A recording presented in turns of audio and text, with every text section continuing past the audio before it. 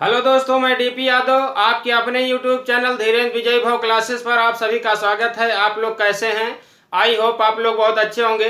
चलिए आज हम जो है ना 69,000 शिक्षक भर्ती की थर्ड काउंसलिंग में मेरिट लिस्ट कितने तक आ सकता है हर एक कैटेगरी वाइज, इस पे कुछ चर्चा करते हैं विथ लॉजिक। ठीक, तो अगर मान लीजिए आप हमारे चैनल पर नए हों, पहली बार अगर वीडियो के देख रहे हो तो चैनल को सब्सक्राइब कर लें और अपने दोस्तों के साथ भी शेयर करें, चैनल को सपोर्ट करें। इस तरह से लेटेस्ट अपडेट जो है ना हर एक वैकेंसी हर एक वैकेंसी से रिलेटेड हम जो है न्यूज़ देते रहेंगे। और हमारे चैनल पर मैथ, रीजनिंग, साइंस का जो है क्लास चल रहा है कंटिन्यू, आप लोग हमसे जुड़ भी सकते हैं। देखिए इसमें जो है एक कह रहा है 69,000 शिक्षक भर्ती तृतीय चयन सूची। ठीक है, ये हम टॉपिक इस तरह से लिख लिए हैं। अनुमानित कट ऑफ जर्नल को यूआर में ही रखते हैं, ओबीसी, एससी, सेफ, गुणांक। तो देखिए यहाँ पर है पार्ट, यहाँ देखिएगा पार्ट ए में 69,000 का जब आया था जो है 30 मई को, जो है 30 मई 2020 को, ठीक 30 मई 2020 को आई थी चयन सूची, लगभग उसी के नियर अबाउट आई थी। तो इसमें 67,867 की एक चयन सूची आई थी, जिसमें जो है इसमें category wise male plus female का गुणांक था। जर्नल या यूआर का 67.11 गया था, फिर ओबीसी का 63.73 गया था, फिर उसके बाद एससी का 61.1 गया था, और एसटी का जो है टोटल कैंडिडेट जो है सिलेक्ट हो गए थे। इसमें 1133 सीट जो है खाली भी है। ठीक है, अब वो जो है अकॉर्डिंग टू नियमावली जो है वो एसटी की सीट एससी में जुड़ेगी, ऐड होगी। कुछ लोग कह रहे हैं नहीं वो जो है अनरिजर्व में जुड़ेगी, तो ऐसा नहीं है, क्योंकि जो नियमावली है उसी के अनुसार होगा। हम किसी का पक्ष नहीं ले रहे हैं। ठीक, तो अब देखिए अब जो है पार्ट बी, ये पार्ट बी कहने का मतलब है कि इसमें पार्ट ए में जो है ना एक बार चयन सूची आई 67,867 की सिलेक्टेड कैंडिडेट की, फिर वही गवर्नमेंट जो है ना दो पार्ट में करके जो है वैकेंसी को पूरा की। दो पार्ट में, एक जो है 31,000 समथिंग और दूसरा जो है 35,000 के समथिंग। ठीक है, तो अब जो है दूसरी जो चयन सूची होगी इसको दूसरी कहते हैं लोग, और कुछ लोग तीसरी भी कहते हैं। तो आप लोग जो समझिएगा दूसरी या तीसरी, वैसे जो है दूसरी ही होगी। तो यहाँ से है पार्ट बी में देखिए कट ऑफ। अब देखिएगा इसमें कैटेगरी यहाँ लिख दिया male plus female candidate, safe, गुणांक अनुमानित है। ठीक है, हम अपने हिसाब से अनुमानित बता रहे हैं और एकदम 100% सही होगा, इसमें कोई दिक्कत नहीं है। कुछ लोग कहते हैं कि जो है 0.1 मेरिट गिरेगा थर्ड काउंसलिंग में, 0.2 मेरिट गिरेगा हर एक कैटेगरी में। वो लोग जो है ना भरमाते हैं, ऐसा कुछ नहीं है। उन लोगों का सिलेक्शन हो गया है कुछ लोगों का, इसलिए वो लोग जो है ना डिमोटिवेट करते हैं कि ये लोग जो है परेशान रहें, जबकि ऐसा नहीं है। बहुत पहले जब मेरिट लिस्ट नहीं आई थी 69,000 की, फर्स्ट मेरिट लिस्ट नहीं आई थी, तो सब लोग कह रहे थे कि यूआर में जाएगा 72 गुणांक जाएगा, ओबीसी में 70 प्लस रहेगा, और एससी में ऐसे 68 69 बता रहे थे। अब जब आ गया जो है इतना कम आ गया जो है, तो अब जो है अब कोई नहीं बोलते हैं।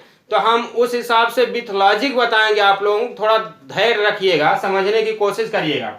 देखिए इसमें जो है जो पार्ट बी अब आएगा तीसरी काउंसलिंग जो होगी, इसमें देखिए category mail plus female, safe, गुणांक मेल और फीमेल का सेम रहता है, कोई जो है अलग से मेरिट नहीं बनती।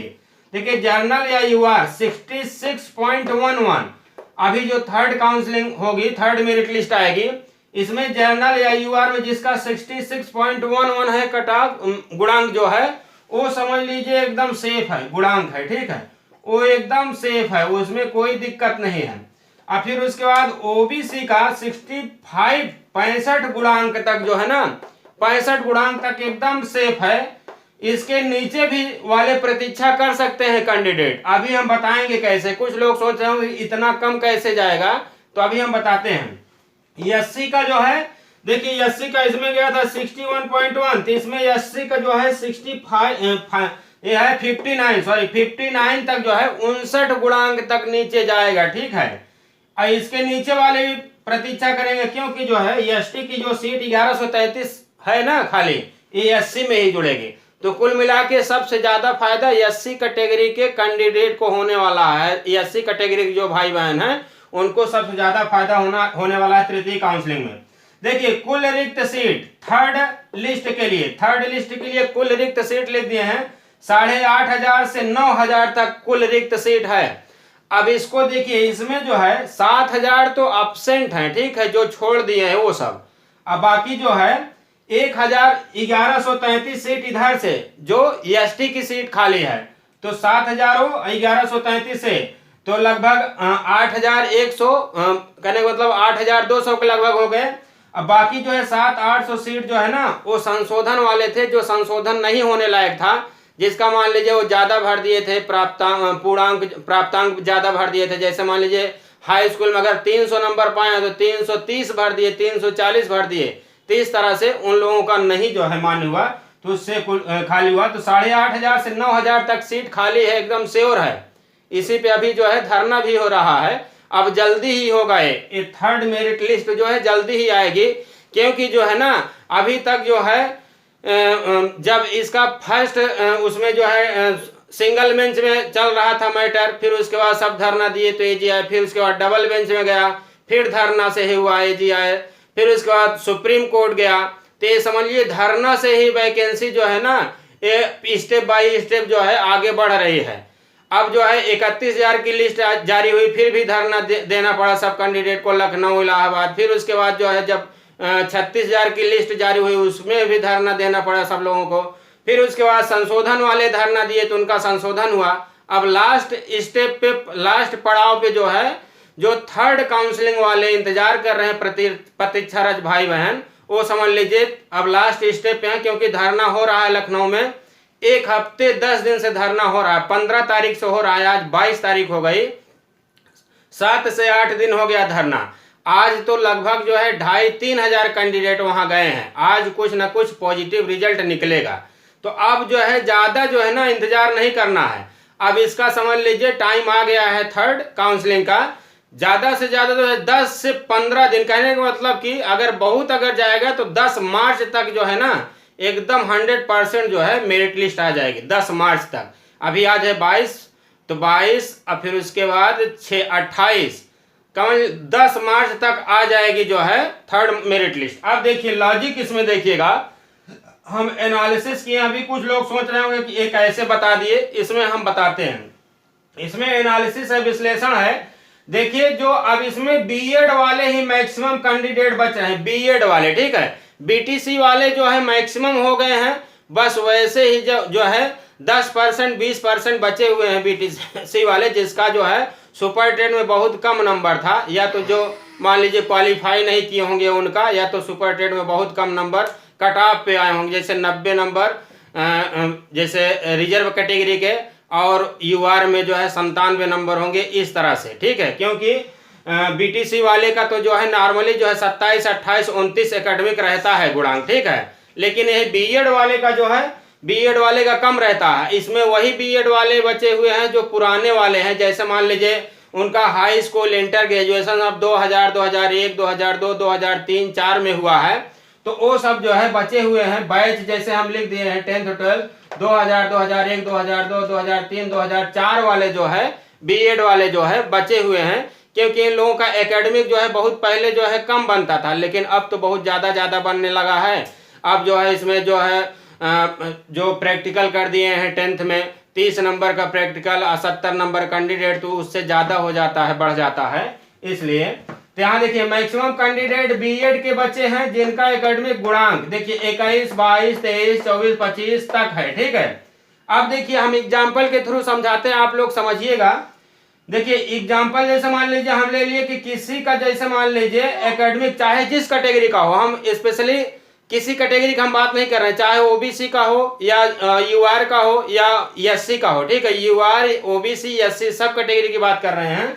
तो यहाँ जैसे मान लीजिए एकेडमिक 24 है, ठीक है, 24 गुणांक बन रहा है और उनका सुपर टेट में 100 नंबर आया है, तो 100 को 2.5 से डिवाइड करेंगे तो इसमें जो है आ जाएगा 24 + 40, ठीक है। काहे इसमें एसटीटी में सुपर टेट में अगर मान लीजिए गुणांक निकालना होता है तो जितना नंबर पाए हैं उतना डिवाइड बाई 2.5 से तो ये आ जाएगा इसका गुणांक। तो 24 एकेडमिक प्लस 100 में 2.5 से डिवाइड करेंगे तो 40 आ गया, ठीक है। 24 और 40 जोड़ेंगे तो 64 गुणांक आया, 64, ठीक। हम यहाँ 24 देखिए 24 बहुत ज्यादा हम लिए हैं एकेडमिक, ठीक है। 24 जो है किसी किसी का रहता है और जो है 21, 22, 23 हमारे जान पहचान वाले भी बहुत लोग ऐसे हैं कि उनका एकेडमिक 21, 22, 23 है। ठीक है, 24 लिए एकेडमिक, 100 नंबर लिए सुपर टेट, तो जो हो गया 24 + 40 64 गुणांक बना। फिर दूसरा एग्जाम्पल यहाँ लिए, अगर मान लीजिए किसी का 24 है एकेडमिक और उसका सुपर टेट में 105 नंबर है, तो 105 को 2.5 से डिवाइड करोगे तो ये 24 + 105 को डिवाइड करोगे 2.5 से 42 आया, तो टोटल 24 + 42 66 गुणांक हुआ। ठीक है, 66 गुणांक 105। अब देखिए तीसरा हम लिए हैं, किसी का मान लिया एकेडमिक जो है 23 गुणांक बन रहा है। ठीक है, एकेडमिक 23 बन रहा है गुणांक, और उसका सुपर टेट में 108 नंबर है। 108 को 2.5 से डिवाइड करोगे तो आएगा 43.5, कहने का मतलब 23 + 43.5 को तो 66.5।